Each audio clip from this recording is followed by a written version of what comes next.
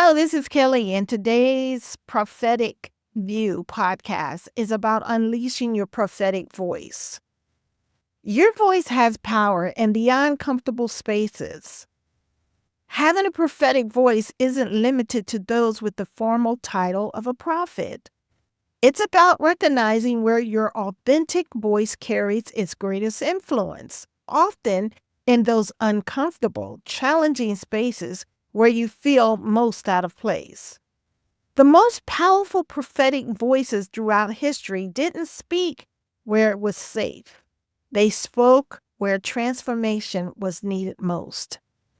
Your prophetic voice may belong in the boardrooms where faith is rarely mentioned, and academic settings where spirituality feels unwelcome, and political arenas where truth tellers are silenced, or in creative spaces where conventional wisdom is challenged. These uncomfortable territories, these places of resistance, are precisely where your voice might be destined to create the most profound impact. The journey of cultivating your prophetic voice requires navigating the complex nuances of your unique life experiences. It demands understanding not just what message burns within you, but discerning where that message can catalyze the most meaningful change, both in your life and in the lives of those around you.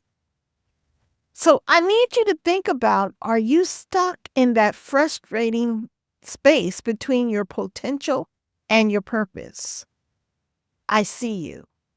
You're bursting with creative ideas and ambitions, yet struggling to identify that one powerful passion crying out from your soul. Today, I'm speaking directly to you, especially if you're sensing a calling to speak transformative truth in challenging spaces, or if you're a woman over 50 who hasn't yet stepped fully into your divine assignment. Trust me, I've walked that path. Even now, I sometimes find myself questioning if I've arrived at my full potential. What I've discovered is profound. God isn't one-dimensional. He operates across infinite dimensions, often planting new visions in our hearts before we've completed previous assignments. Now, let's discover how we can help you discover your success voice, your prophetic voice. First, identify your divine burden. What ignites your righteous indignation? What injustice or need makes your spirit burn? Is it politics, children's welfare, financial inequality, writing, counseling, prison ministry, healthcare, church leadership, or marketplace transformation? But here's my warning. Too often we pursue what's convenient rather than what we're called to do, simply because we don't fully believe in ourselves or the God who called us. Number 2, stop striving to be heard. Instead, develop the authentic sound that resonates with both you and others. Sometimes what we've mastered doesn't fulfill us anymore. Or worse, your voice might be attracting the wrong audience entirely. Ask yourself, do you truly want to influence the people you're currently reaching? Number 3, remove the muzzles. Some people aren't influencing you. They're using you. They studied you, recognized your value, and understand how you benefit them. While you remain humbly passive, failing to recognize your worth, they take advantage of this blind spot. As Miles Monroe wisely said and taught, if you don't know a thing's value, you will abuse it. Those you expect to nurture your growth might intentionally withhold guidance because they fear losing what you bring to their table. They see the potential you're blind to. So this is a self-sabotage trap that we find ourselves in. Many of us know we're settling for less than our destiny. Like Peter, fishing in the same unproductive all night, we've lost expectation for change. Even when divine guidance arrives, we debate with God, insisting our previous attempts prove further failure. The truth is we only tried out these ideas in our minds. We wrote books, but we never published them. We drafted plans, but never shared them.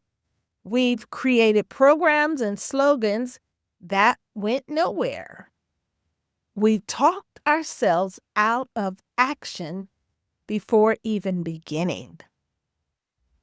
But we got to recognize that our prophetic voices have spoken to us, but we keep silencing ourselves. So here's 3 strategies I want you to consider that we all can take so that we may value our voices. 1, recognize your authentic sound. Identify what resonates deeply within you and connects powerfully with others. 2, cultivate your unique burden. Nurture the calling that persistently cries out from your spirit. 3, manifest your vision. When inspiration strikes, ask yourself, what's my next strategic move to transform this burden into wealth and impact? And here's a little bonus. Become your own champion, even when others aren't celebrating you. Here's some next steps that you can begin even now. I've written several books on self-improvement and how to step into your now and how to move from here to there. And specifically, they will help you break through these barriers and step into your prophetic calling. So if those books interest you, visit bit.ly/K small j books. That's bit.ly/K small j books to discover these transformational resources. But if you're looking for more personalized coaching and counseling, or you wish to connect with me in a more direct way, visit my website at thewisdomways.com and begin your journey there toward unleashing your authentic prophetic voice today. So don't silence your calling for one more day. The world needs what only you can bring to the table. Your value is in your voice. Recognize that prophetic voice today, and let's move to the next level.